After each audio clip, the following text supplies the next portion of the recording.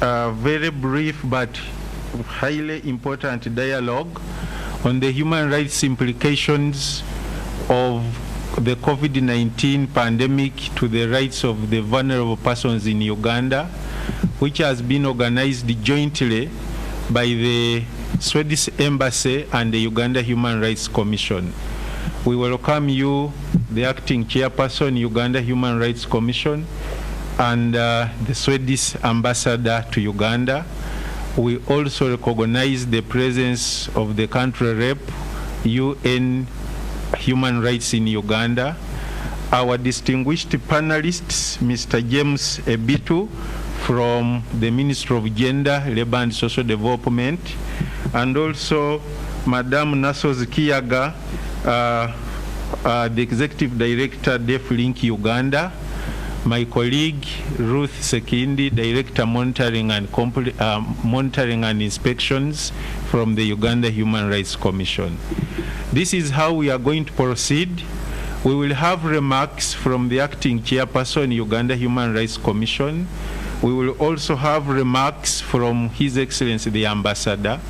Then thereafter, I will invite our distinguished panelists who will make brief presentations, which will be followed by a plenary discussion where those who are here physically and those who are following us online will have a chance to make a contribution to this discussion. Without any further delay, I would like to invite the acting chairperson, Uganda Human Rights Commission, to come and make his remarks. You are most welcome, sir.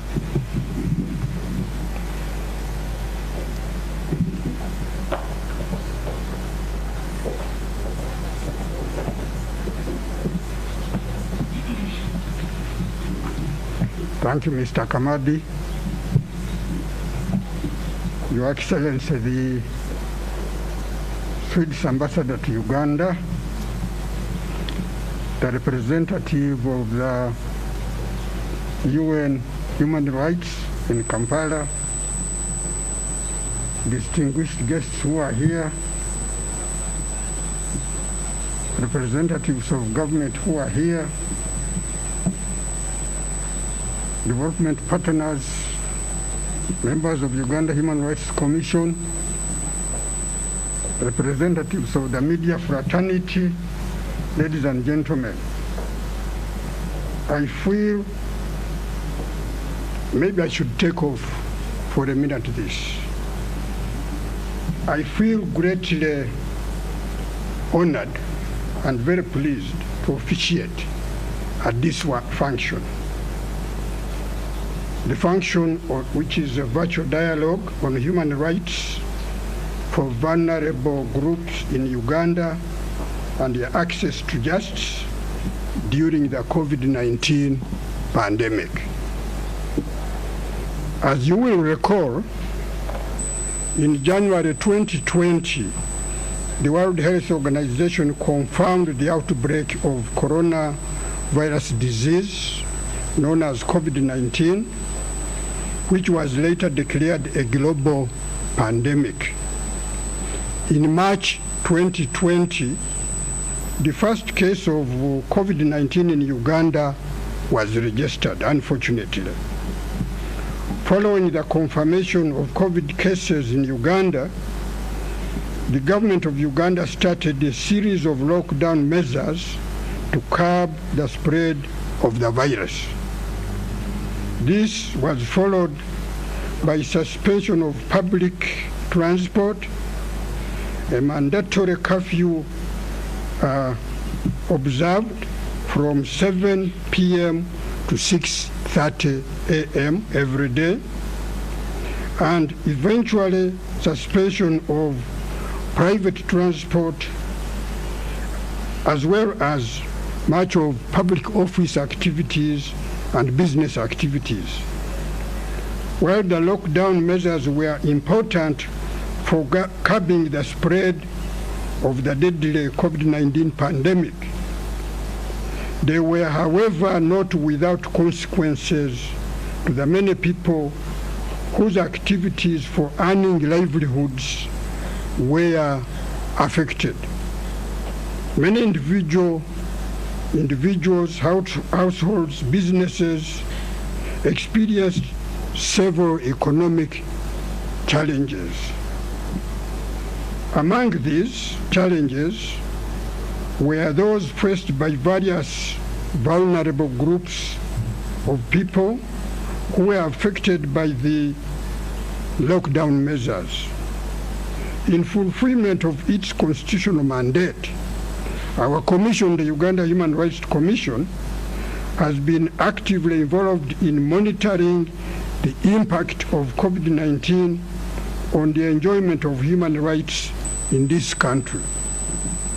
This has been done through monitoring visits that we have carried out to health facilities, refugee settlements, places of detention, and such other places. The Commission has also advised government through written advisories, which include the advisory on the hybrid digital general elections in the context of COVID-19, the advisory on places of detention, again in the context of COVID-19, the advisory on education, also in the context of COVID-19, and the advisory on health. In order to reach the public, the Commission has also made various engagements with key government institutions and also held radio and TV talk shows and civic education activities. The Commission has, however, all along noted with concern that the vulnerable persons have continued to face serious challenges, including children in particular,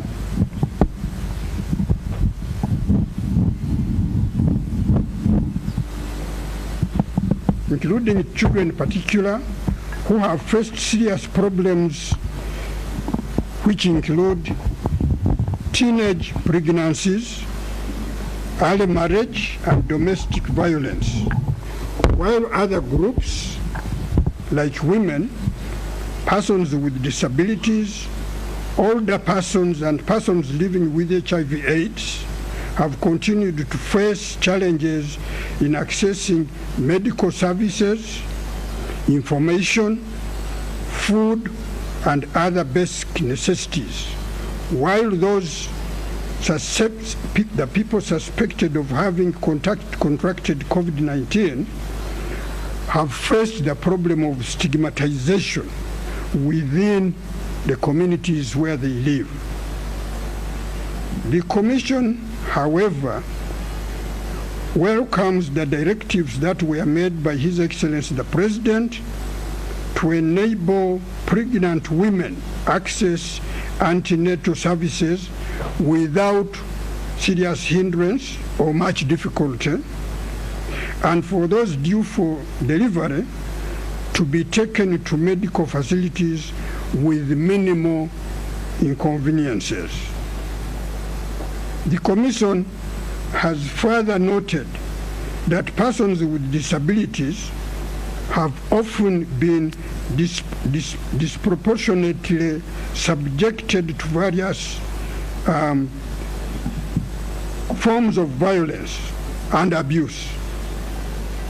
Many of them have become victims of physical, sexual, psychological, and emotional abuse, as well as neglect and financial exploitation.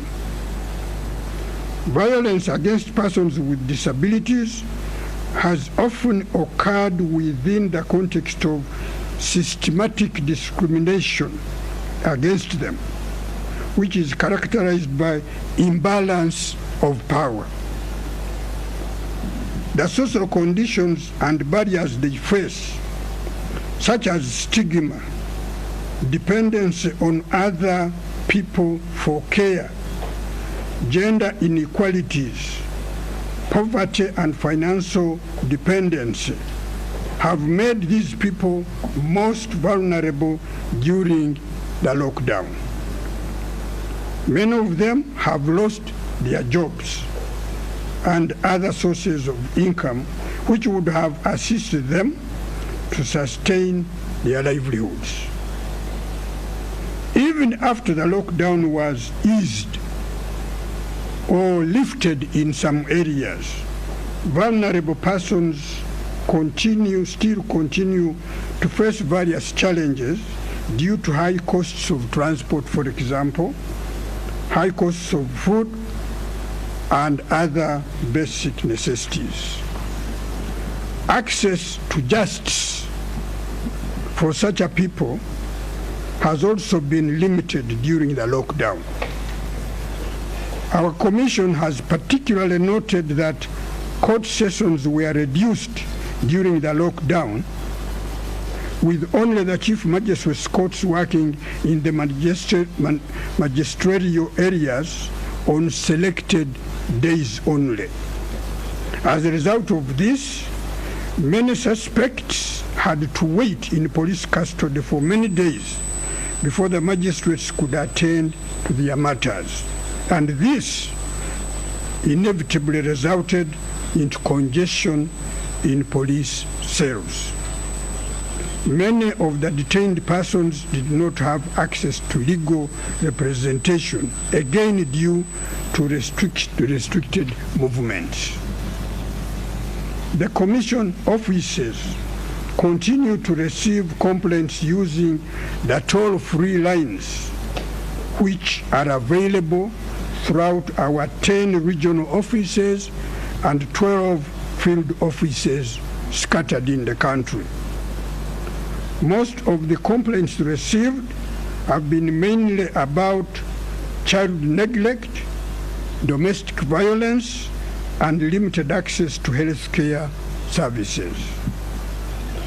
Therefore, as I conclude my statement, it is my hope that as stakeholders, for us who are here, we are reminded our international obligations, the obligations that require us to ensure effective protection of vulnerable persons and to address the various barriers that prevent such a people from enjoying their rights. The COVID-19 pandemic has clearly highlighted these challenges, and it is therefore our responsibility as duty bearers to ensure that all vulnerable groups, the rights of all vulnerable people are promoted and protected.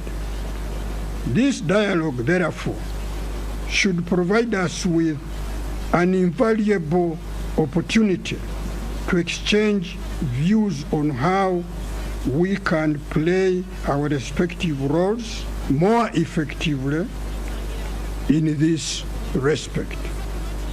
With these few remarks, I now have the pleasure to suggest that this meeting proceeds with official blessing from the Uganda Human Rights Commission. Thank you very much indeed.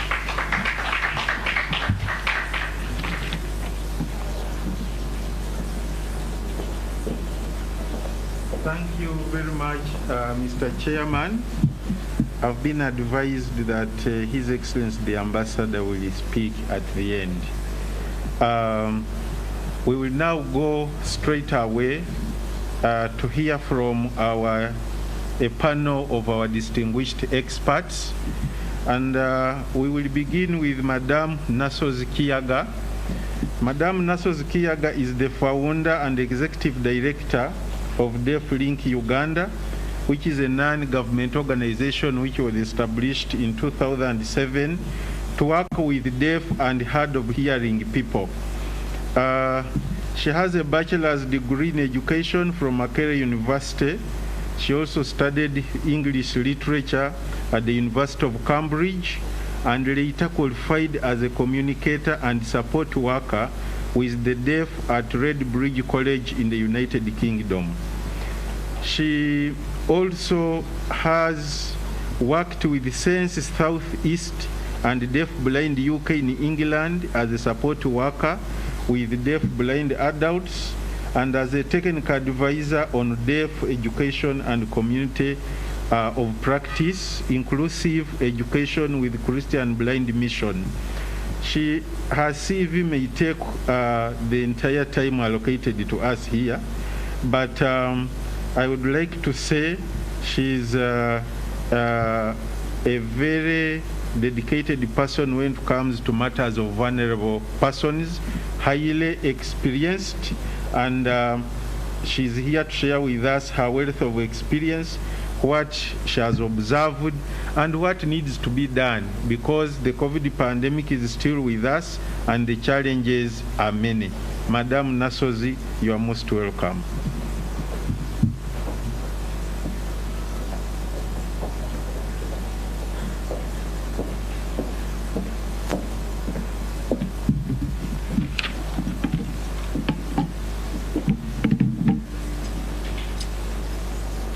Thank you very much, ladies and gentlemen. It's a great pleasure to be here at this session. I would like to talk about personal experiences of persons with disabilities with key examples from deaf people that I serve. This year, 2020, will be remembered as a year never before, especially as we continue to battle this crisis, this deadly pandemic. In the midst of this pandemic, we have persons with disabilities. We must recognize that the vulnerability of persons with disabilities has been heightened by this pandemic. However, there are a few aspects that I would like us to note during this discussion. There are categories of disabilities that we must be aware of: physical, sensory, intellectual, learning, and mental health disabilities. Each of these disabilities, in degrees of intensity, poses unique challenges, of which many are complex and diverse. However, we have to note that persons with disabilities at most times also have pre-existing health conditions which make them highly susceptible to infections, especially this coronavirus. 2, the lives of persons with disabilities are characterized by experiences of discrimination, deprivation, and chronic poverty. These are factors, as we know in our society, that are fueled by negative connotations and negative associations to causes of disabilities, which relegate persons with disability to a low social status, making them discriminated against in all forms of our lives. Therefore, the human rights of persons with disabilities in this context continue to be abused.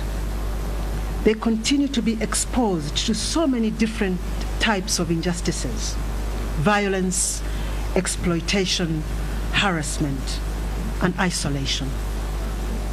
Denied the rights to life opportunities, many are facing, even to date, enormous barriers that prevent them from leading dignified lives as human beings.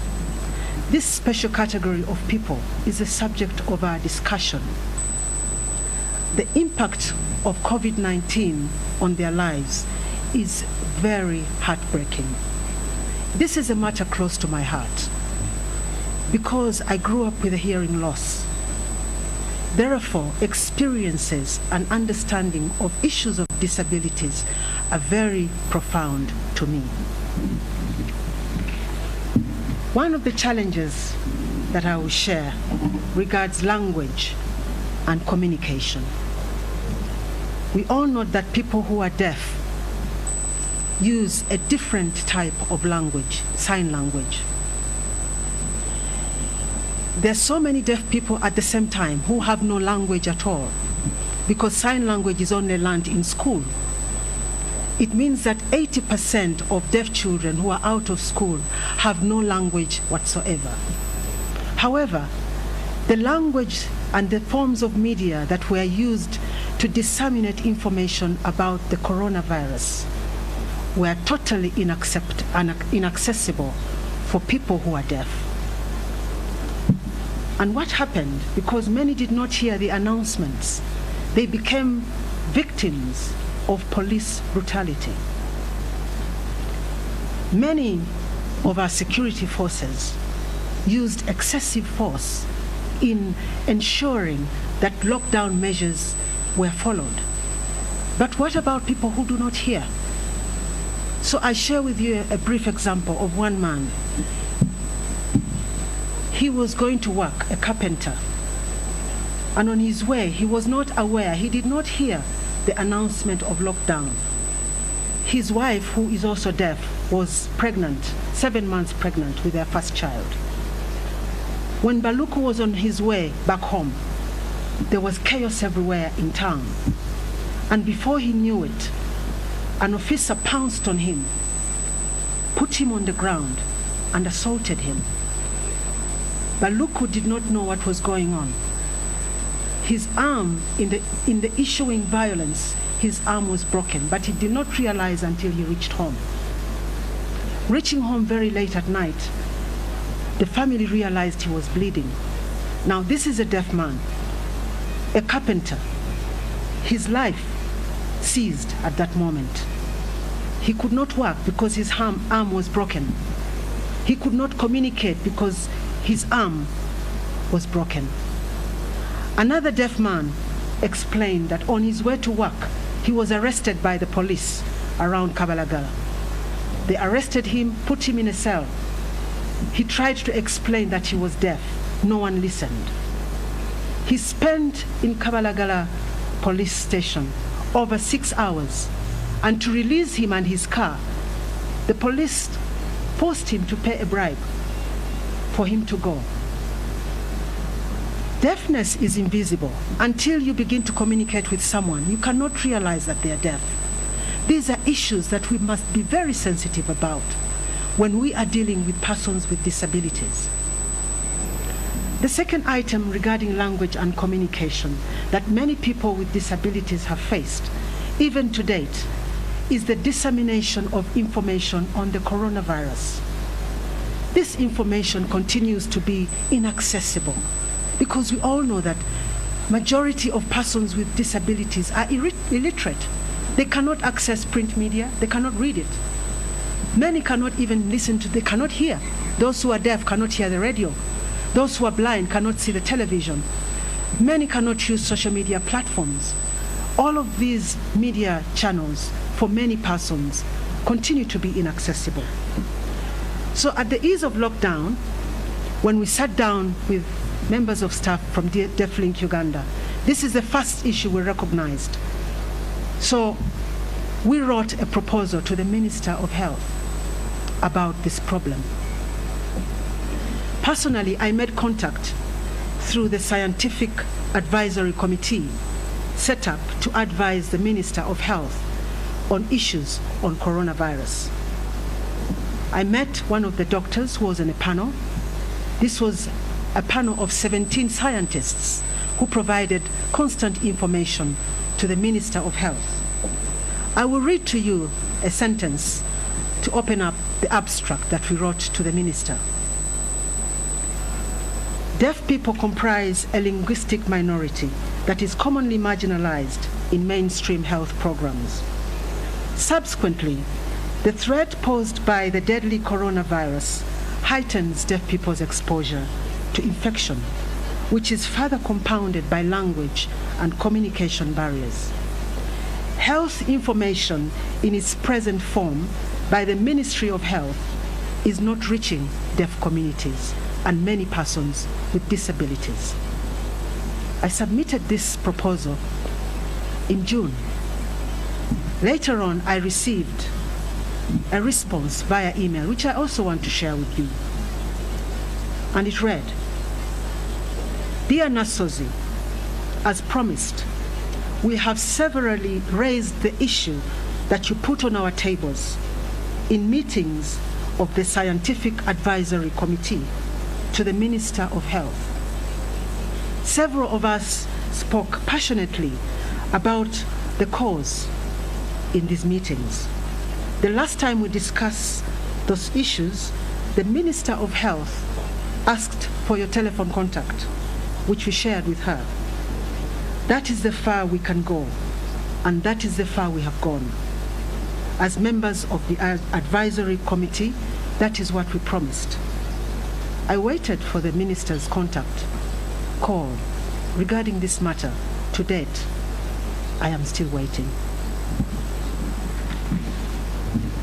Lockdown restrictions. Although lockdown precautionary measures to curb the spread of the coronavirus were great because they helped our country protect itself against infection, but these had devastating consequences on the lives of persons with disabilities.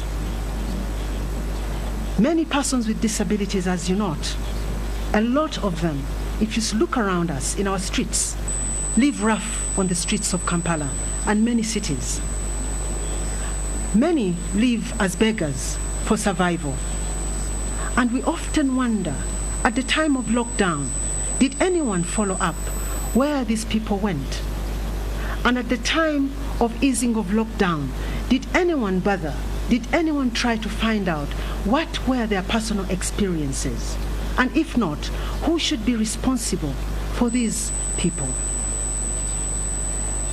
One of the biggest problems that we had and we experienced that deaf people came forth was the increased violence within homes because of lockdown. Movement restrictions meant that children and persons with disabilities were locked in homes with their tormentors. Many of these children experienced violence within their homes and communities. I give a short example of a woman in Chegegwa who is deaf. She cannot communicate. She doesn't use sign language. I had to rely on another deaf person to explain that her husband, who was a laborer on a farm, lost his job. And because of the constant requirements within the home, a family which was living under immense poverty, the man turned on his wife, hit him constantly. There was constant violence within the home until the woman ran away. This aggression especially we have seen amongst females with disabilities. Many were subjected to sexual violence, harassment, physical and emotional abuse within their homes. Domestic violence during the time of lockdown went high, even amongst couples with disabilities. These were sparked by issues of unemployment because many lost their jobs. The rising needs within the home that couldn't be met. The immense frustration in being locked down in a situation that none of us could control.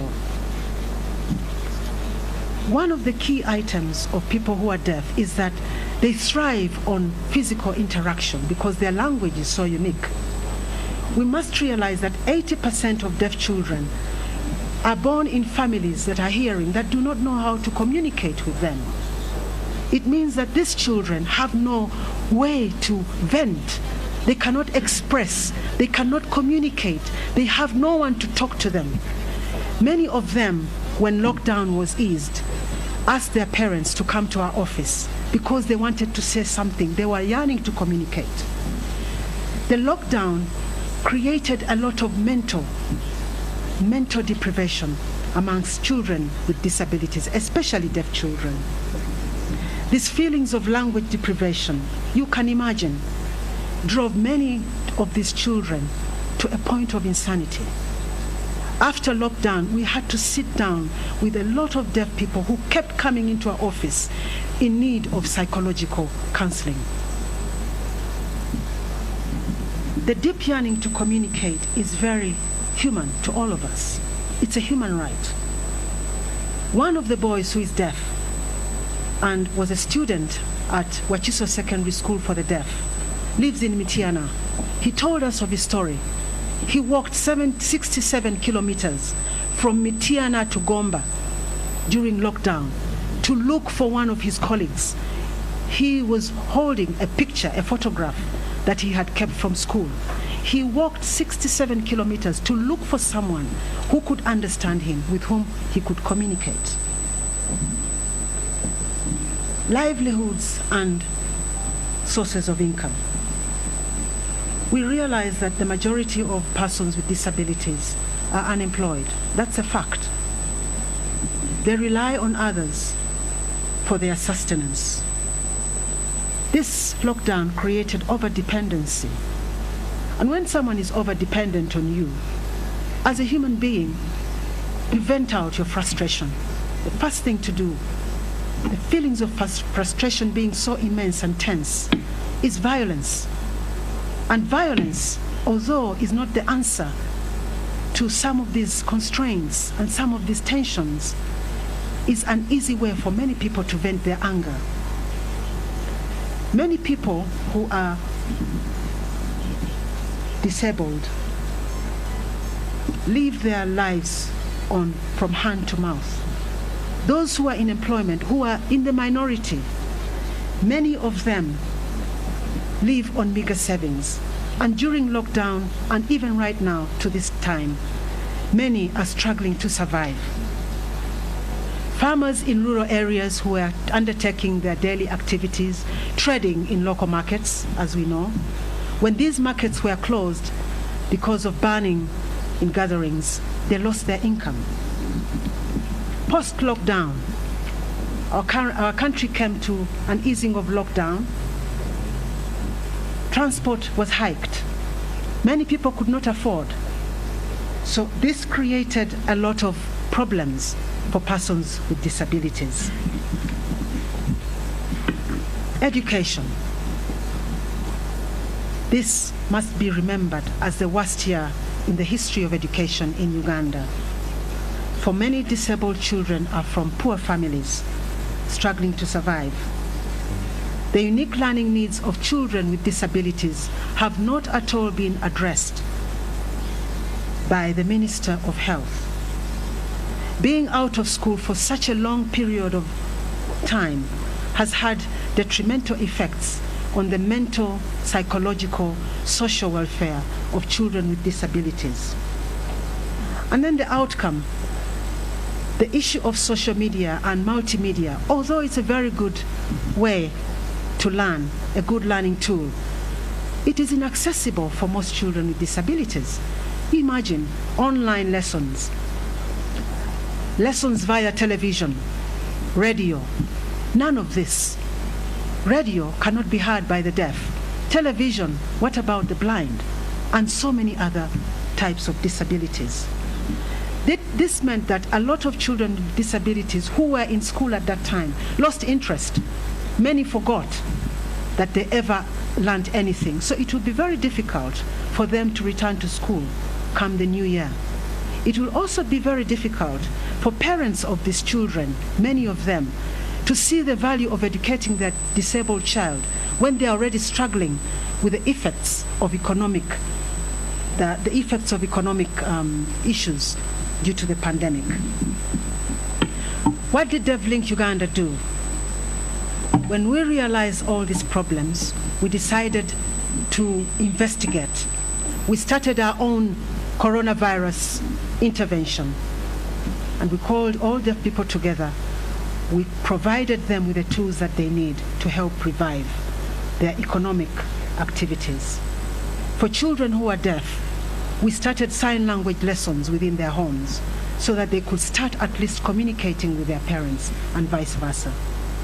We have made efforts, but these efforts are a drop in the ocean according to the needs of children with disabilities. We must get together as a fraternity, as a nation that cares for one another, to respond meaningfully. And even if we say that Uganda is signatory to the Agenda Social Development Goal, leave no one behind, this has no meaning whatsoever, because we have left a significant special minority of people behind. We have not been truthful We have abused the rights of a very special population. Ladies and gentlemen, I would like us in this discourse, because a lot of times when we sit and discuss, things remain on the table. Action is very slow. I hope that this forum gives us an opportunity to interact meaningfully with one another, to share our experiences. We have a vast lot. We have the resources to do something, to change this issue. And I also want to say before I leave that I realize that a lot of donor agencies, who are also referred to as our partners, are mostly inclined to support programs within the government. Many donor agencies neglect giving some attention to grassroots organizations like ours. So I would like to appeal for a change in direction, the consideration of those organizations that are right there working directly with the people. These are key to ensuring that everyone in this fight, in this situation of injustice, will come on board together. Thank you very much for your attention.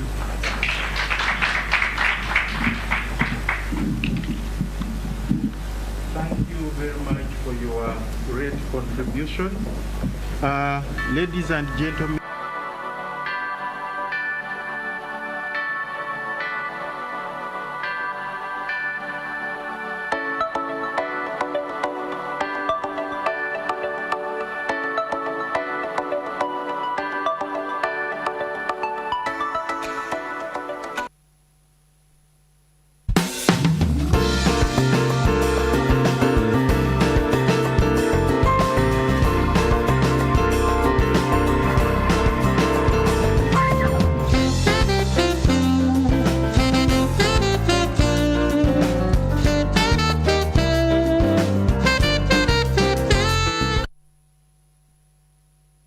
when I'm on nights are restless, which makes my days worthless. I need to recharge energy with Always. Don't miss out on a second of sleep. Now with its 60% larger back, unlike cloth, get comfortable protection all night long. Long days are fearless. Here comes the boss lady, multitasking flawless.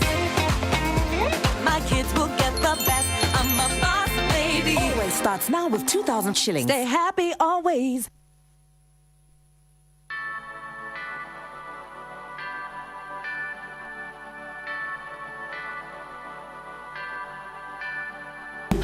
amidst COVID-19 pandemic and the government of Uganda's interventions in addressing issues of vulnerable groups.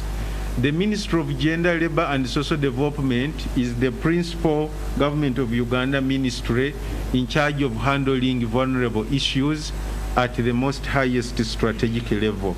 Therefore, we couldn't have got any other expert than Mr. James Ebitu to talk about this matter. You are most welcome. You have 20 minutes.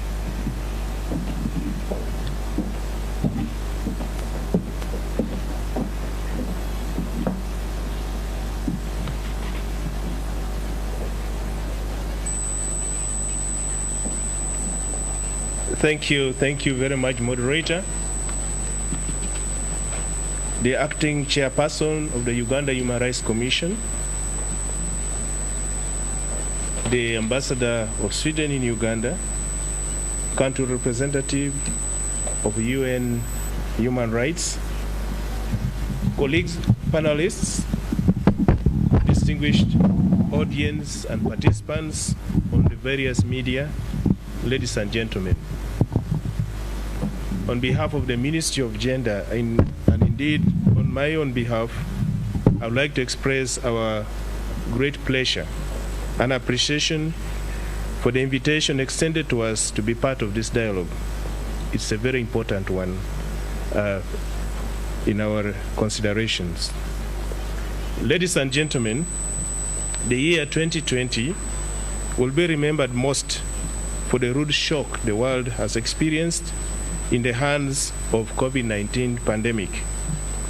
The effects of the pandemic have been felt in all sectors of the economy and sections of the population across the world, albeit to different degrees.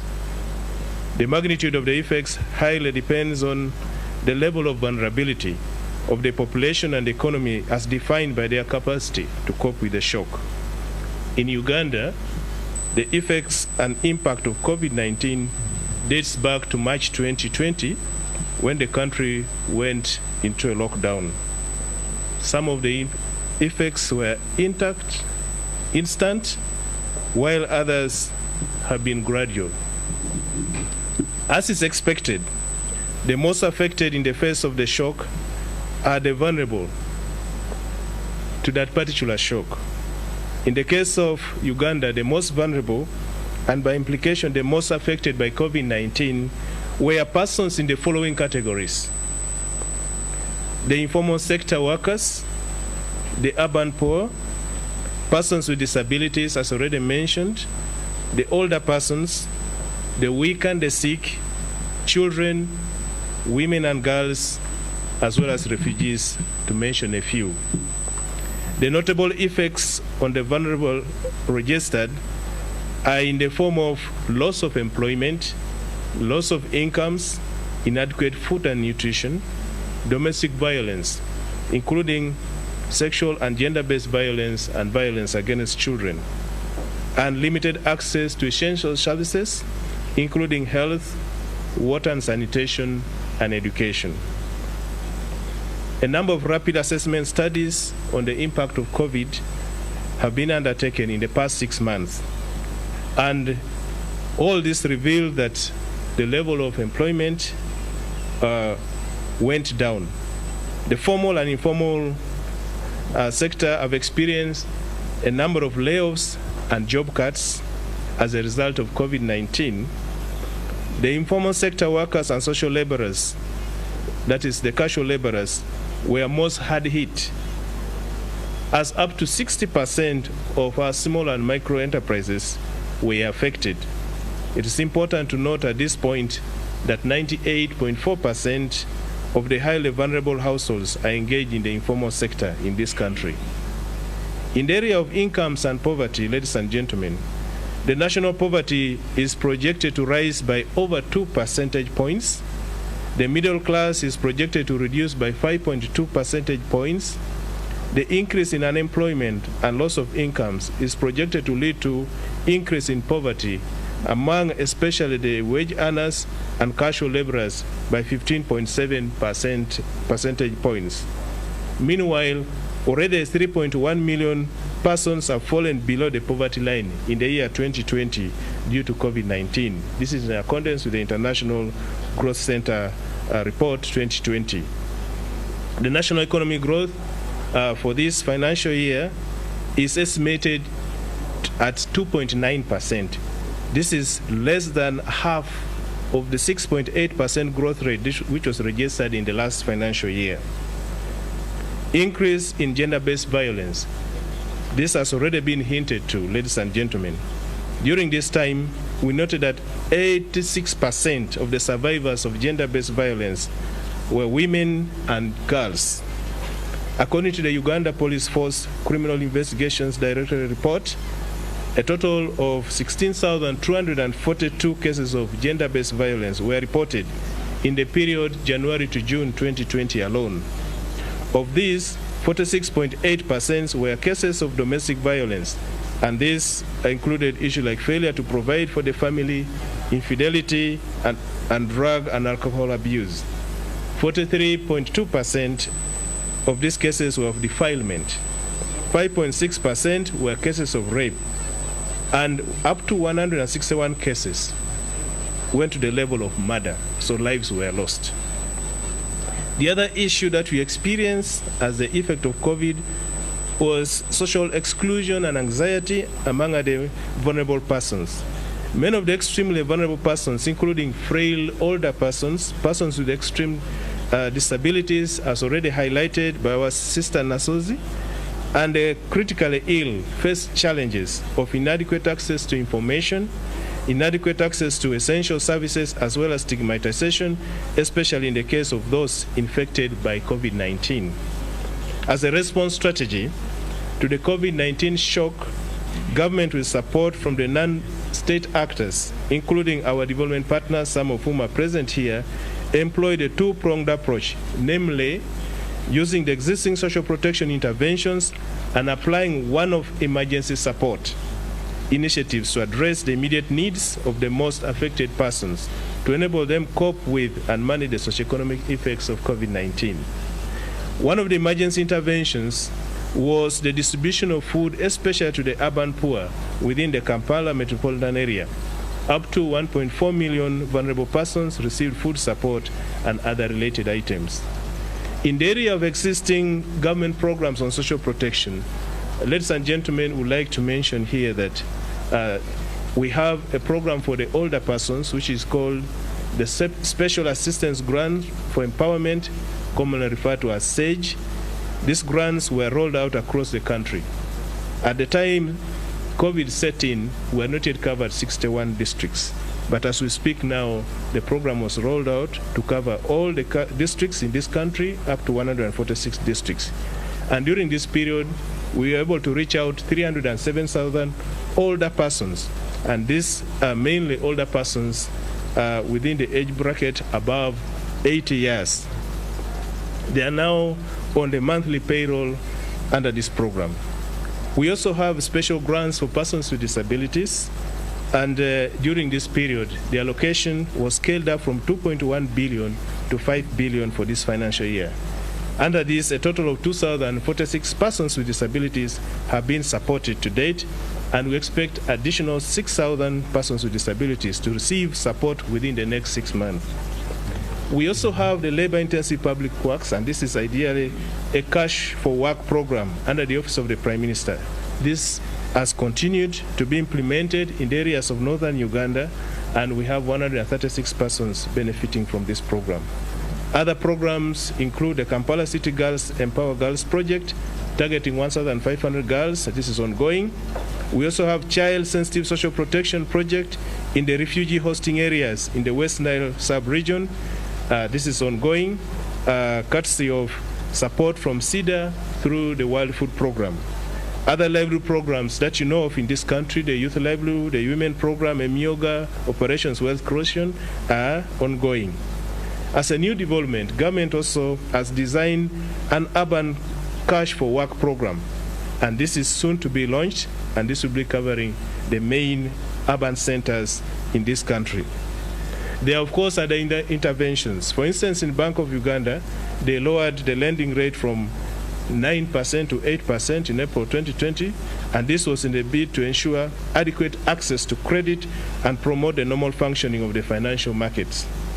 In the area of domestic violence, where we had a number of challenges as already stated above, the ministry reactivated the 16 gender-based shelters distributed across the country to temporarily host the survivors of sexual and gender-based violence. We also continue to maintain the operations of our child reception center as well as the remand homes across the country. We've maintained phone call and online reporting and response through our line in Kireka called Sauti 116. And indeed, most of these cases we're talking about were reported and responded to through that line. We continue in media engagements to sensitize the public on the dangers of gender-based violence, violence against children, and encourage survivors to seek support from the existing services. We have learned a number of lessons during this time. One, we need a very strong, comprehensive social protection system to improve the capacity of the vulnerable persons to cope with the socioeconomic effects occasioned by the various shocks. All the existing social protection programs that I've already outlined, some of, should be made shock responsive. The experience that we have had of the Senior Assistance Grant, the Skyz program, was that it was tailored to move at a certain rate, and the processes would rather take long to cover all the 61 districts. But in the face of COVID, we devised other mechanisms and made quick adjustments to move faster and accommodate more people within a short time. We noted that we need to have increased investment in system strengthening. Our sister here has mentioned, when you talk about persons with disabilities, the deaf and so on, do we exactly know where they are? How many are they? So the power of information and evidence must be really tapped on so that we are able to respond accordingly. Once these figures are known, it's easier to plan. And I want to encourage the stakeholders who are here that much of this effort is a shared responsibility.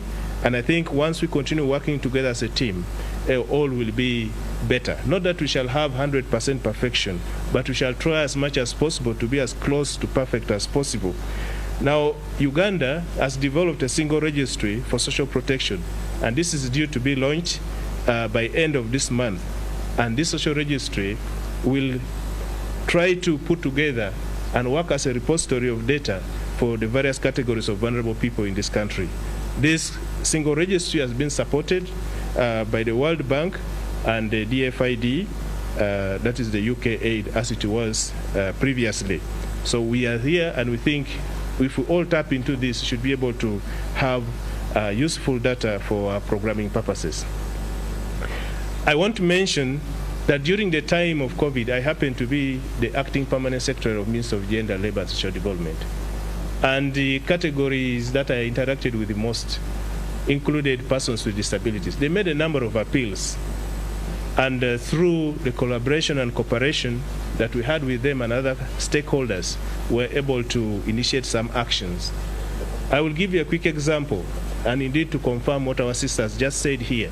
When we were conveying these messages, daily briefs on COVID at the media center, there was no interpreter for the deaf at all.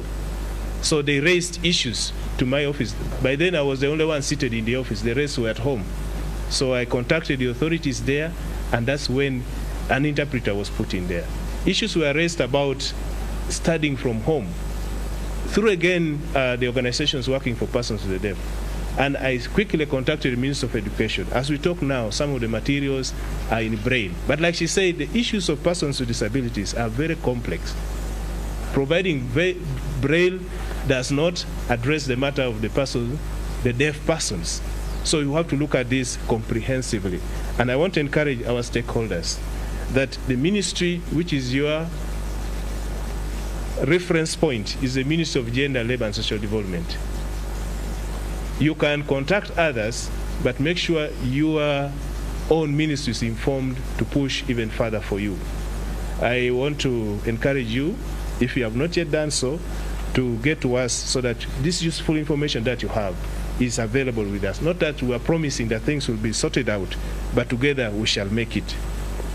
In conclusion, the call for social protection is not only based on human rights or moral grounds, but on the belief and evidence that's an important instrument for sustainable economic growth, poverty and vulnerability reduction, as well as social inclusion. Uganda, as we stand today, is in the right path of and has made significant progress in developing her social protection system. We recognize it is still young and it's developing, but we are in the right direction, and we think a lot more can still be achieved. There's need for continuous building on the gains to ensure a more robust social protection system that fosters inclusive and faster socio-economic transformation in line with the Uganda Vision 2040 and the NDP 3 as we implement it. I want to thank all the stakeholders here for the support that you continue to give to the ministry, and at this point I encourage you to continue raising the red flags. Continue raising the red flags where you see them to ensure that the right things are done. The Uganda Human Rights Commission has done this to us, and to some extent we have responded. And I want to encourage everybody that together we shall make it. This is your ministry. Do not fear to criticize. Bring positive criticisms, and we shall continue to work. Resources are limited. We know social protection is not cheap. But within the resources we have, government is committed to making sure we deliver. This is also reflected in our National Development Plan 3, and that's an opportunity that we should tap in. I thank you all for your very kind attention. Thank you very much, Mr. Bitu, and for keeping time. I was about to remind you to conclude. You said in conclusion. So I was pleased with the way you handled the time. Ladies and gentlemen, we had expected a presentation from the Ministry of Health, but unfortunately, for reasons beyond their control, they've not been able to make it. That being said, it is now a chance for us to make contributions from the plenary, from the audience. If there is any question, any comment, recommendation, we have 15 minutes to do that. I request that you put up your hand and then you raise the issue you would like to raise. The floor is open.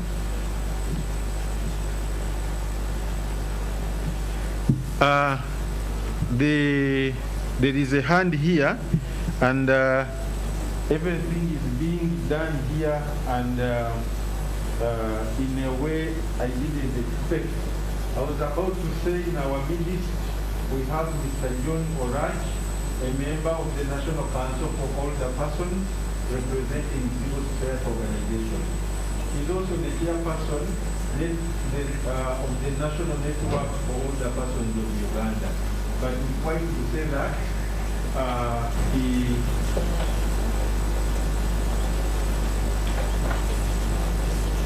raises his hand up and he would like to make a contribution. You are most welcome. Yeah, thank you, sir. Good morning, everybody. Just for the sake of time, I want to make a few brief observations.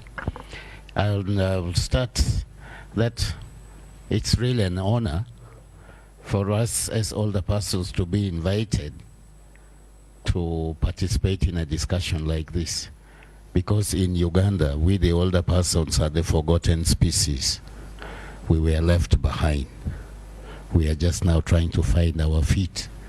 Although in African society, an older person is supposed to be the leader, because without the older persons, there are no younger generations.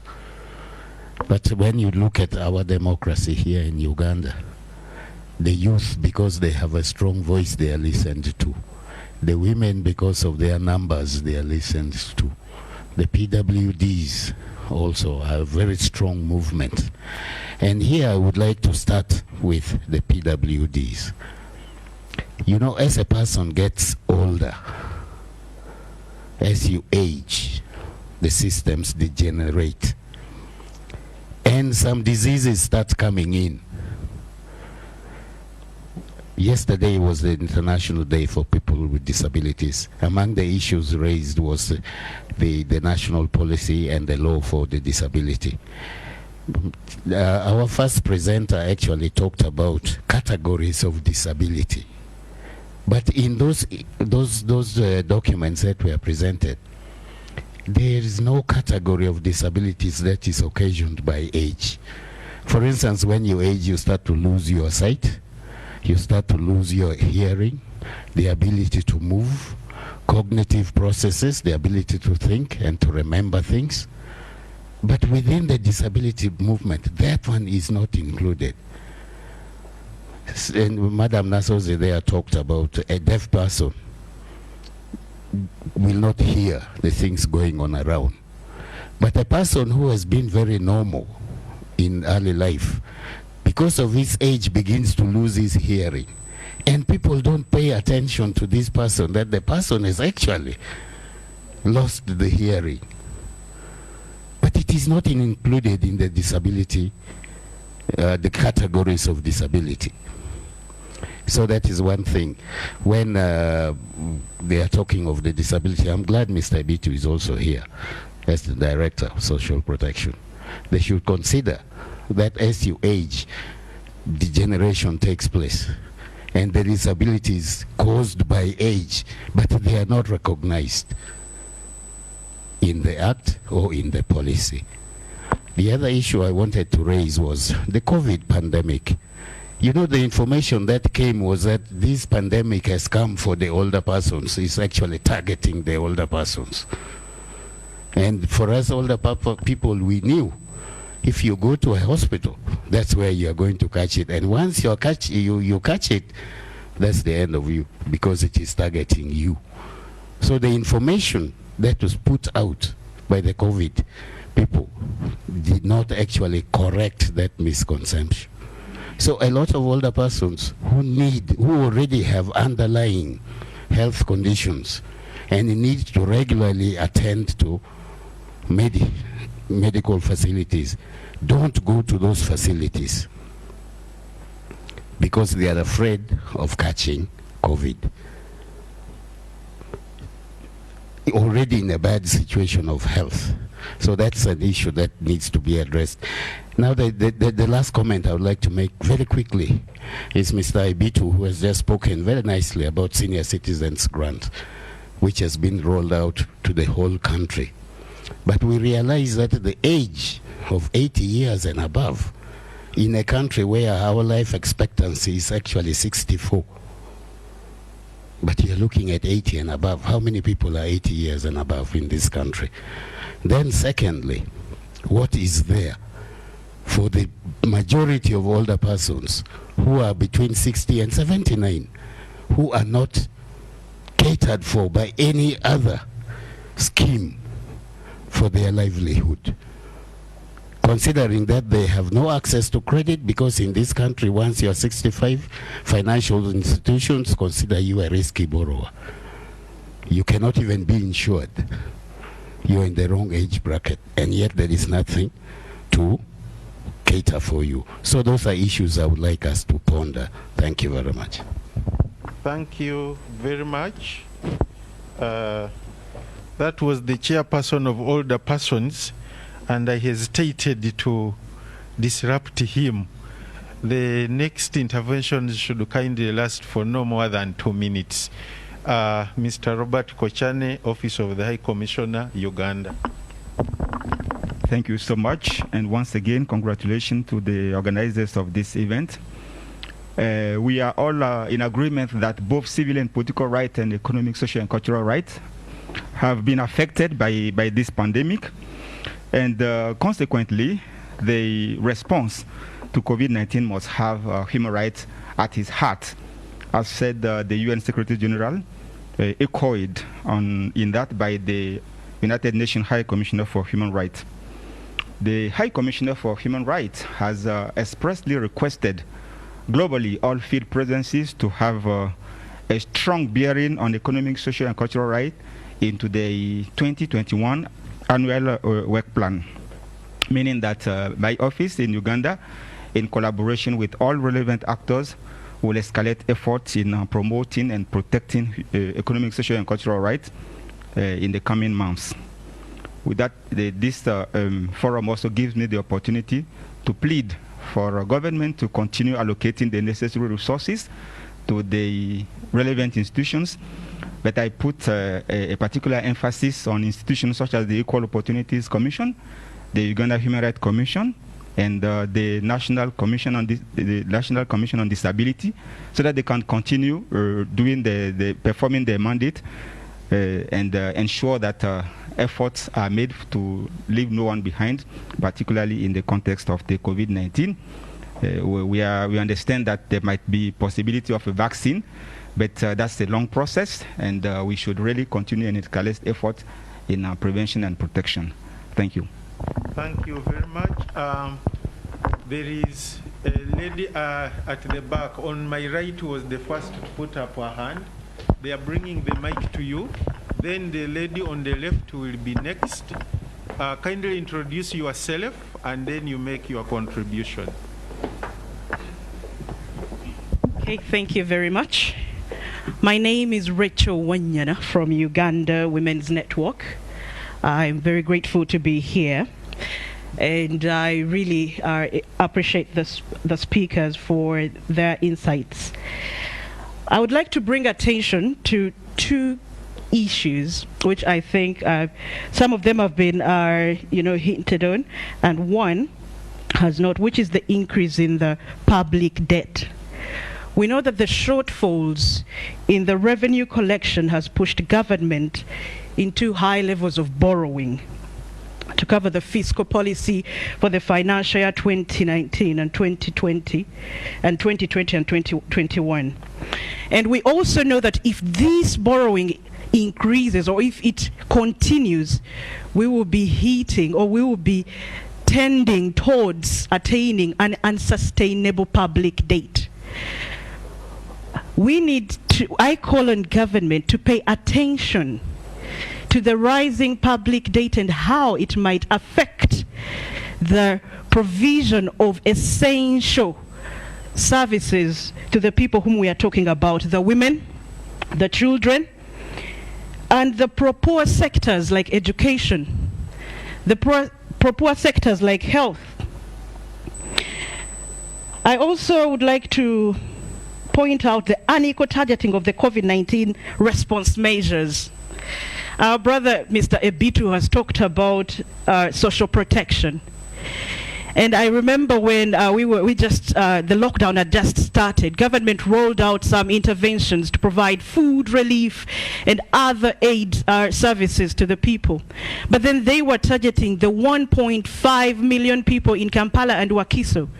For businesses, they were targeting the registered businesses. But we know that more than 80% of Ugandans are working in the informal sector, which means that they could not access they cannot access these social protection interventions. So going forward again, can we have gender, not only gender responsive, but interventions that put into perspective or that cater to some of the vulnerable communities? Can we be determined, I don't know, I'm looking for the word to use, but can we be intentional? I think the word is intentional. Can we be intentional in targeting some of our poor people? Because I can imagine people in the rural areas who are most affected by poverty, who are also working in sectors like agriculture, which were affected by the, by the markets closing down and all the other things. I can imagine they did have food and they were not targeted by government. Conclude. Yes, so we need proper interventions going forward. We need more, we need government to invest more in the poor health sectors, just like I said. We have, our government is a signatory to the Abuja Declaration, which requires it to at least contribute 50% to the health sector. But as we speak now, the health sector is one of the least invested in sectors. So we are calling for government to pay attention to those sectors in order maybe to help to close the inequalities and also to reduce the impact of the COVID-19 pandemic on some of the poorest and most vulnerable communities. Thank you very much. Kindly keep it to 1 minute. Be precise and concise. We are running time bad now. Thank you so much. I'm called Miriam Chichonjo from Legal Action for Persons with Disabilities. I'm sorry I will not stand because I'm a person with a disability. First of all, I want to thank the organizers for inviting us and also register my disappointment that you weren't sensitive when it came to issues of accessibility. You can't imagine what I went through to come here. How many people came to my aid, touching me, so we really need to be sensitive. I want to add my voice to what Madame Naswazi said, like calling upon development partners. Yes, like she mentioned, support is given more to government, and I want to assure you that people with disabilities in Uganda here survive mostly like 70% on the efforts of people, of organizations of people with disabilities in Uganda. So we need real support to continue provide for people with disabilities on grassroots, because like we've mentioned, issues of people with disabilities are very sensitive, and people here in Uganda, things they're not yet sensitive.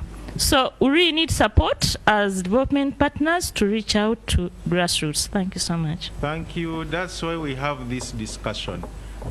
Your hand was up. Bring it here, please, to him. This. Yes, I'll try to keep within the 1 minute. My name is Anders with the Democratic Governance Facility, or DGF. Just in this challenging situation that has been clearly highlighted by all the speakers, where we have seen access to justice being restrained, while human rights challenges in general has increased, it's a difficult situation we found ourselves in. I just want to share a little shimmer of light that we have witnessed at the DGF through the work of our 26 partners working in the space of human rights and access to justice, of which Uganda Human Rights Commission is definitely one of the most significant partners. We have seen a remarkable display of adaptability and agility to react and adjust interventions in this situation. And I just want to share that here. We've seen hotlines, call centers, and many things that have been mentioned here, or TV broadcasts like today. But I think what is maybe most impressive that we have witnessed from our side is that despite lockdown, if you go to the community level, if you look at the partners with a strong local presence, we have seen a continuation of services, even on during lockdown, by walking or by bicycle, where services in the space of human rights and access to justice have continued to some extent despite the challenges. And my point here, I think for us, maybe pointing forward, is that the resilience that it demonstrates that is attainable at the community level of intervention, and perhaps it's part of the picture moving forward to keep strengthening the human rights and access to justice interventions at the community or grassroots level. Thank you very much. One more last one from the gentleman behind. Then I will read a few comments which have come in online. Give our panelists 2 minutes each to wrap up, and then we shall have the closing remarks. Thank you, moderator. I want to thank the panelists for the information they have provided, and I want my comments straight goes to Mr. Ebitu. I want to first commend the Ministry of Gender for the work they are doing, but I think more needs to be done. She talked about the loans that the government is getting from international finance institutions, but the reality of it is that these loans are actually going to exacerbate inequality. We already know that Uganda is one of the countries with the highest inequality levels. And when you look at the structure of these loans, for example, the IMF loan, which is to the tune of around $400 million, 70% of it is going to international reserves. Only 30 will go to vulnerable and health care. What it means is that in the IMF mind, Uganda is incapable of paying back. The 70% would have gone to the poor. Then the other issue is the social protection program. When you look at the fiscal stance, it is not shifting towards helping the most vulnerable. Just from the budget 2020-2021 budget, only 0.4% is going to social protection.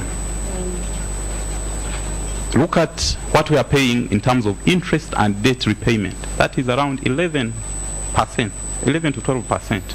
Security, high. Infrastructure, 19%.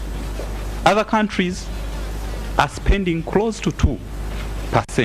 So it is my appeal that when we are acquiring these loans, when we are discussing about these budgets, the Ministry of Gender should really be deliberate and fight for the fiscal space to favor the most vulnerable.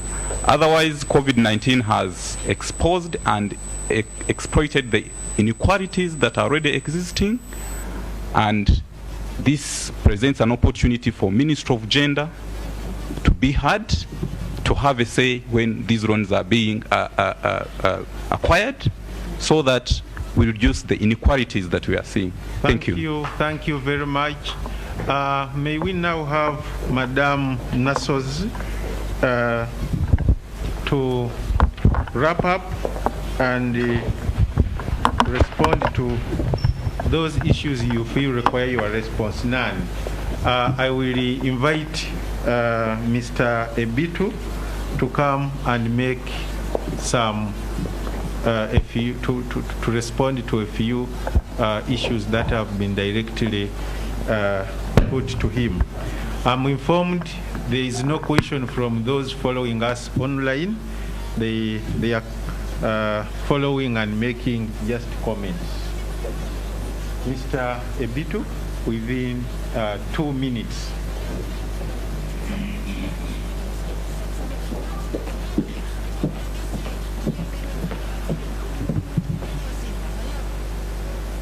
Thank you so much, moderator, once again. And I want to thank the participants for the very honest feedback we've received. I think most of this is in the sense of solidarity in making sure more is done, as we see it as a challenge for all of us to deal with. I begin with my senior citizen, Elder Orach, I think one of the closest older persons I have around, is questioning the reasoning behind targeting older persons, 80 years plus, with the SAGE grants. As Mzee Orach, I think, should know, it has been a very big fight.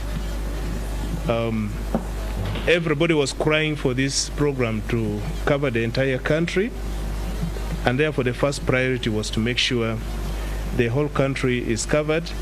You remember the ones we began with were starting from 60 years, 65 plus, and we have maintained those.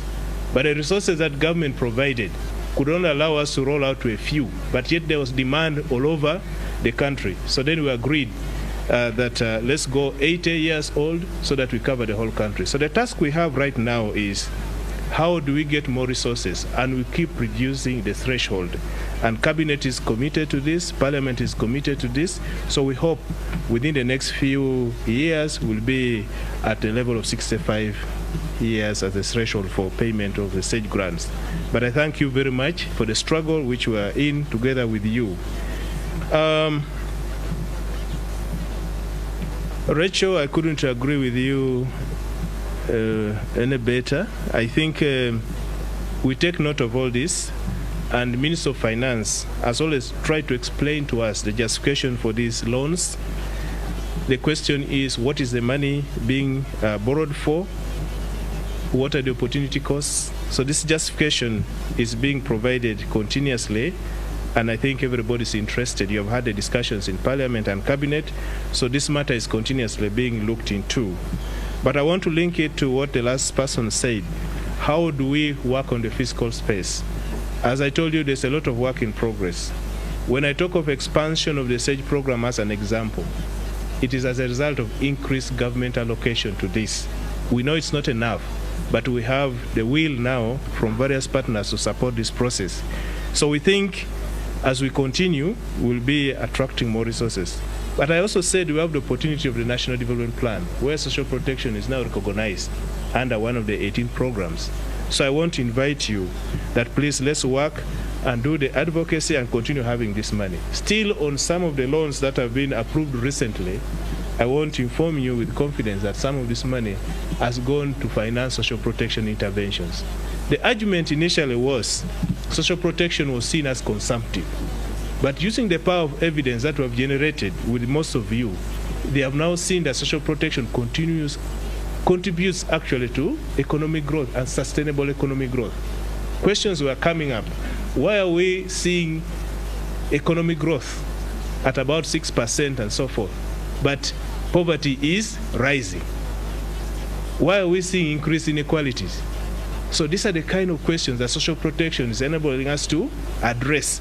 And government is now taking this seriously, and that's why we're realizing that level of increment in the budget. So we continue, to fight for the physical space, and I hope with the support we have from the National Planning Authority and other stakeholders, we'll receive more funding.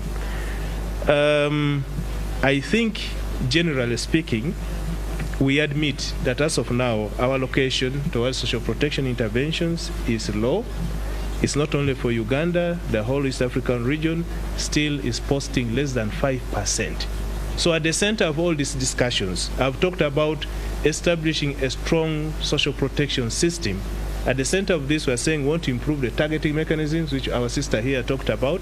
We're also talking about increased allocation of funds. There's no way we can go that high if we do not have adequate resources. I also mentioned that social protection is not cheap, especially if you have a country where the bigger part of the population is a dependent population. Who is going to raise this money? What are the sources of funding? You have to get money from government, local revenues or domestic revenue. You also have to borrow. You have also to ask the people to contribute to the existing schemes, and that's how social protection is financed. So you have to balance. Do we raise the taxes for the few so that we support the poor, or do we borrow, or we ask the clients or the beneficiaries to contribute to some of these schemes? So it's a big question that we all have to work at. So we are striking a balance. It's a discussion, and I want to encourage you, please come to the table. For those who are saying they want support from the development partners, we still remain your key partner in recommending you to this. Please take interest in knowing what is in the National Development Plan 3, the 18 programs, and tell us where would you like to contribute. It becomes very easy for us to recommend you for support from all these issues. And we have done it. Some of the institutions we have signed the MOUs with, some of them have written project proposals with our recommendations, and they have benefited. So let's be deliberate about this, that we are all responding and contributing to the meeting of the outcomes that have been set in the National Development Plan 3. Very clear. So I think we are on the right course, and I said the struggle continues. Thank you very much. Thank you, Mr. Ebitu. I would like to apologize on behalf of the organizers for the choice of where we are seated, and those who have been inconvenienced.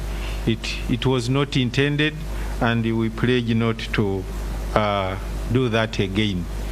We are always mindful of that, but for circumstances beyond our control, we found ourselves in this hall. We have been given a few minutes, and for the lady who had put up your hand, this is time to make your contribution. We have some few minutes. Those of you who enjoy football, you know what they call injury time. Within the next 10 minutes or so, we will be concluding. Kindly make your contribution.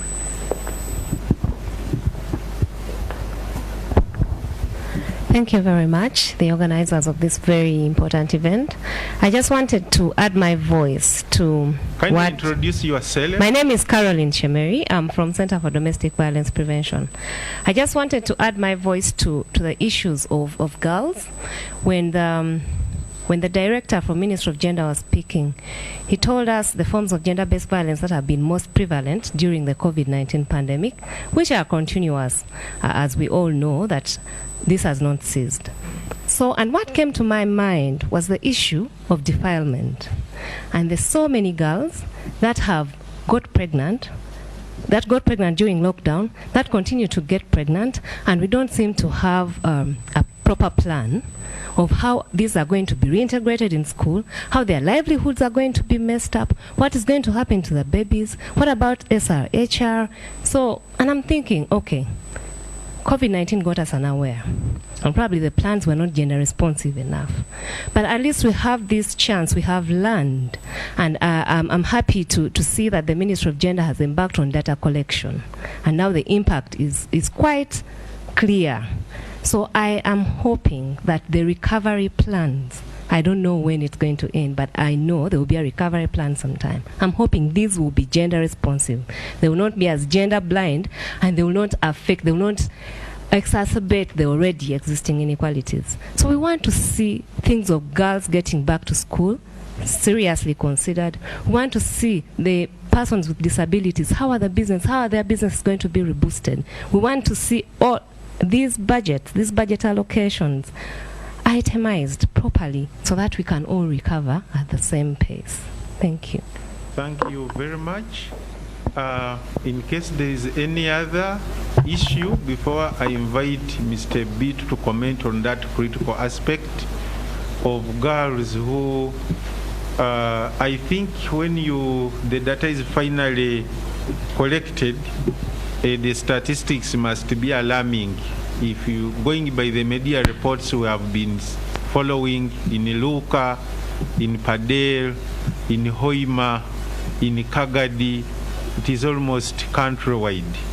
Yeah, I know the Ministry of Education is clear on allowing the girls to come back to school, but it is one thing to make a policy pronouncement and another on the ground.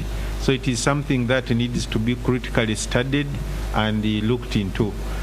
James, would you like to make a comment on that, and then we will conclude.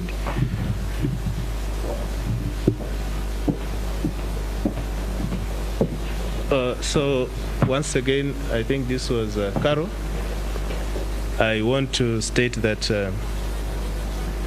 when we talk with the specifics, it's easier for us to handle. And indeed, as you have indicated, for us, we want to get the evidence.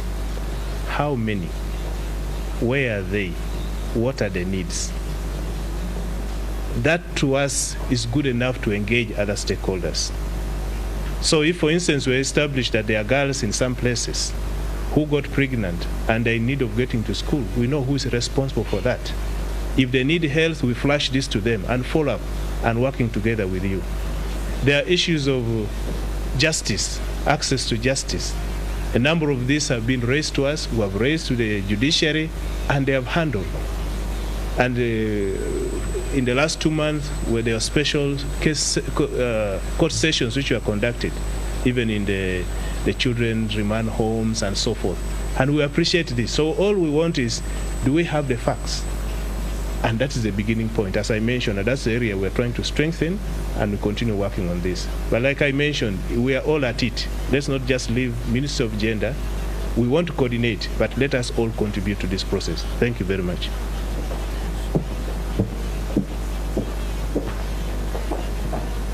Thank you very much, everybody. We are now coming to the end of this dialogue. I would like to say from the side of the Uganda Human Rights Commission that, like we said at the beginning, in the protection and promotion of human rights, greater attention is put to the rights of the most vulnerable, because they are voiceless and they need somebody to help them. The human rights-based approach requires that we seek to see who has been left behind, what needs to be done, and by who. And that is why this dialogue was specifically organized. Somebody talked about aspects of implementation. Very useful issues have emerged from this dialogue. And one of the functions of the Uganda Human Rights Commission is to make recommendations to Parliament on emerging human rights issues in the country, both through an annual report on the state of human rights in the country, but also through periodic reports. Therefore, what has been discussed here, I would like to assure you, will not end in this room. The intention is to take forward these aspects which require the intervention of Parliament specifically, but there are those issues which can be addressed by the relevant government authorities in their own right and capacities as duty bearers. We also engage with them bilaterally. So that is what is going to be done, and these discussions will continue. I would like now to take the opportunity to invite His Excellency the Ambassador to give us the concluding remarks, and once he closes, it will be time for us to leave.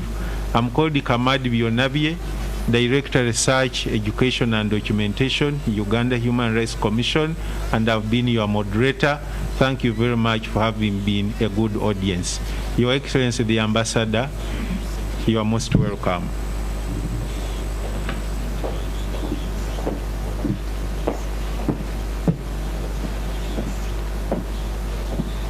The acting chairperson of Uganda Human Rights Commission, the country representative of the United Nations Office of the High Commissioner for Human Rights, the Director, Social Protection, Minister of Gender, Labour and Social Development, representatives of civil society, invited guests, ladies and gentlemen. First of all, I would like to thank you all for coming here today for this dialogue, where we have assessed the impact of COVID-19 on vulnerable groups in Uganda. I also would like to thank all the viewers who are joining us on both NTV and on social media to take part in the discussion on this very important topic. As has already been mentioned, the effects of the COVID-19 pandemic have changed life as we know it.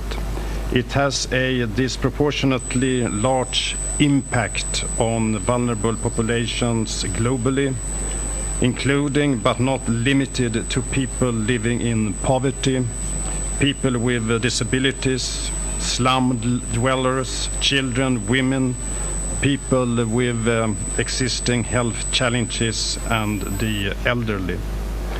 The pandemic entails enormous health, humanitarian, developmental, and economic consequences.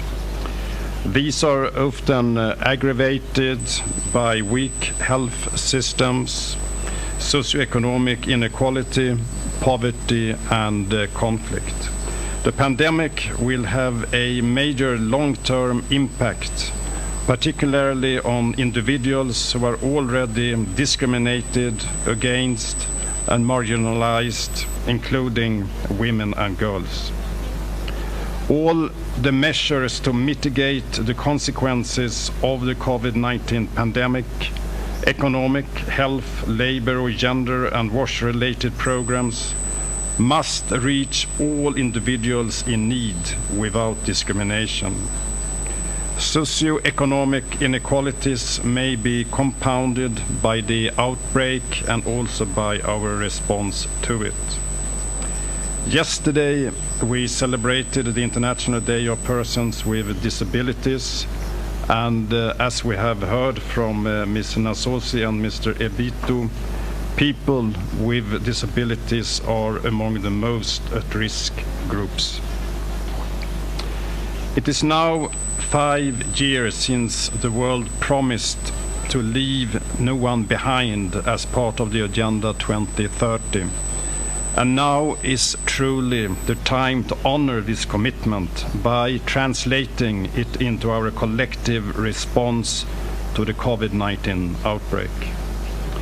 In order to successfully meet this challenge and implement the Agenda 2030, persons with disabilities must be included in all plans to manage the current coronavirus outbreak. This implies that the information provided by governments and institutions, both to prevent infection and to know how to act in case of illness, must be available in accessible formats, including sign language, video captioning, the use of alternative text in images and graphics displayed digitally, and easy-to-read versions. It is also important to remove the barriers that these groups face in accessing health services and hygiene products, as well as to consider special economic relief programs. In the battle against COVID-19, it is also essential to follow the motto of the United Nations Convention on the Rights of Persons with Disabilities. Nothing about us without us. Persons with disabilities, through their representative organizations, are the ones who can better advise the political authorities to include the disability dimension in the prevention, mitigation, and the monitoring plans related to this disease. We need to engage with them, and this is why this dialogue is very important. This dialogue is also part of Sweden's foreign policy initiative known as the Drive for Democracy, in which a series of dialogues termed as democracy talks are held around the world with the aim of discussing how governments and citizens interact to strengthen democracy. We want to contribute to international and local discussions on what effects of human rights, democracy, equality, and the rule of law perspective has on the COVID-19 pandemic and our responses to it. This series of seminars will continue next year. Through various initiatives, Sweden is working together with its partners to build resilience of refugee communities, supporting the sexual and the reproductive health and rights of the women and girls around the country, and strengthening the livelihoods of the poorest communities in Uganda by supporting sustainable and inclusive economic development. We have also worked with our partners to improve access to justice and to prevent discrimination and violence against women and girls, especially during the restrictions imposed due to the COVID-19 pandemic. Sweden remains committed to supporting vulnerable groups around the world and in Uganda. We shall continue working closely with both the government of Uganda and civil society organizations to continue this dialogue and to forge a path for which vulnerable groups can be planned for in government policies and included in development programs at every level in order to leave no one behind. We are concerned about the risk that efforts in response to the pandemic may have serious and far-reaching repercussions on the enjoyment of human rights. This risk is imminent during the ongoing crisis. We must also remain vigilant regarding the lasting effects of the pandemic on human rights systems and for individuals in their everyday lives going forward. I would like to thank the Uganda Human Rights Commission for co-hosting this dialogue with us as a strategic partner, advocating for rights for the most vulnerable within our communities. We believe that this is a step in the right direction to ensure that those who are most affected by the pandemic may have their voices heard. I also would like to thank the representatives from the Ministry of Gender, Labour and Social Development, who has helped us to frame the Ugandan government's response to the effects of the pandemic on the most vulnerable communities. As has been discussed, there is still a lot that can be done if we are to build the resilience of vulnerable communities in Uganda.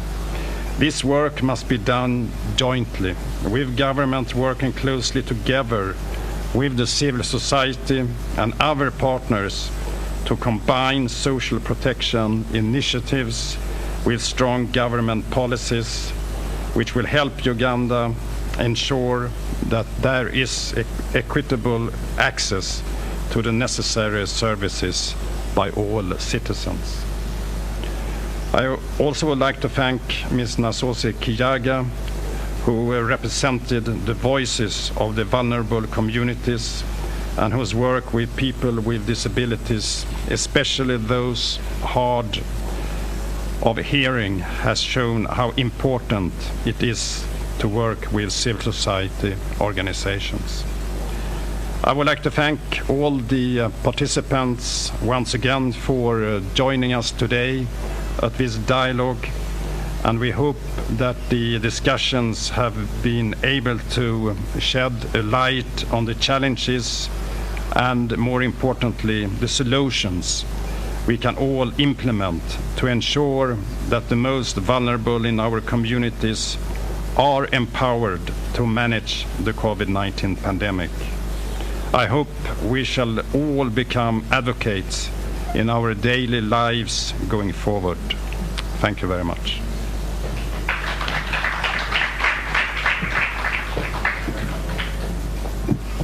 Thank you very much, Your Excellency and everybody. It's now time for lunch, ladies and gentlemen, but those who are following us online, lunch is for those who are physically present here. It may be practically difficult to invite all the others from Kisoro, Arua, and Kabong. So, ladies and gentlemen, I informed lunch is being served in the restaurant downstairs, and Andrew has coupons for lunch. You are most welcome, and safe journeys back to our destinations. Thank you very much.